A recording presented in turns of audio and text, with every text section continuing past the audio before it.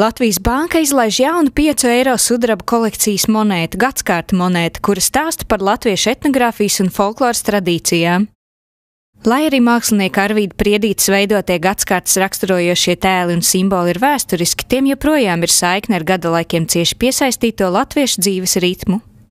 Viņi ir patiesi tāda pagāna monēta, un tādā sakrībā arī tā stilizācija un tie darbi arī ir tādi tā kā nav ne 20. ne 21. gadsimts. Pavasarī ir sēšana, ziemā ir ziemas darbi, un rudenī kulšana, vasarā ir siena grābšana vai labības. Jāņi ir skaidrs, ka tur ir vaiņaks un alus kauss, un pretī ir Ziemassvētki. Tur ar tā kā būtu gan rīz vai skaidrs, vai nekā varbūt nav vienmēr skaidrs, bet eglīti un tā eglīti šī gadījumā tur nav, bet tur ir saula vecīts ar dāvanām un sliktiem bērniem žagari. Lieldienās šūpošanās un mārtiņos ir mārtiņu bērni ķekatnieki. Monēta saversā redzama saule, ap kuru sakārtot 4 gadalaikiem raksturīgo lauku darbu veicēji. Gar monētas malu izvietoti visu gadalaiku noslēdzošo mēnešu senie nosaukumi.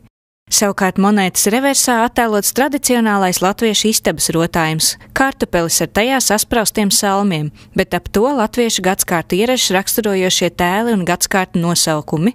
Tā būs mīļa monēta katram, kas dzīvo Latvijā vai ir dzīvojis Latvijā un tagad dzīvo Īrijā, Amerikā vai vēl kaut kur. Tā ir tāda monēta, kas vieš cerību arī katram individuāli, lai cik tumšs ir laiks, pēc tumša laika nāk gaismas laiks. Un gadskārtas nav tikai tas, kas notiek dabā, bet tas, kas notiek ar katru no mums.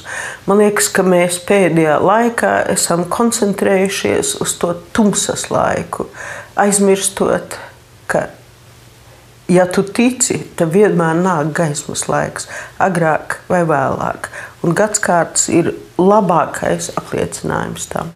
Monētas veidotāji sagaida, ka iedzīvotāji labprāt izvēlēsies to dāvināt viens otram gan svētkos, gan citos dzīves gadījumos. Monētas ģipša modeli veidojusi tēlniece Ligita Franskeviča. Tā izkalta Nīderlandes naudas kaltuvē.